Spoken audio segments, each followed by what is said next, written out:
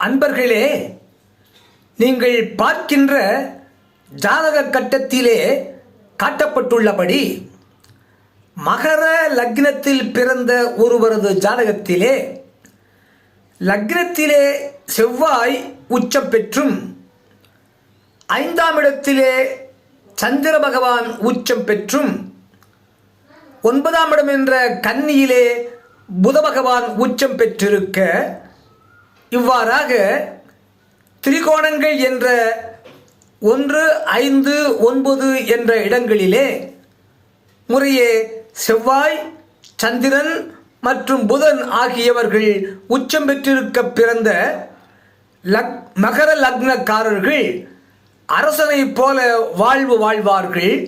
அவர்களுக்கு அரசியலில் அழியா புகழ் கிடைக்கும்.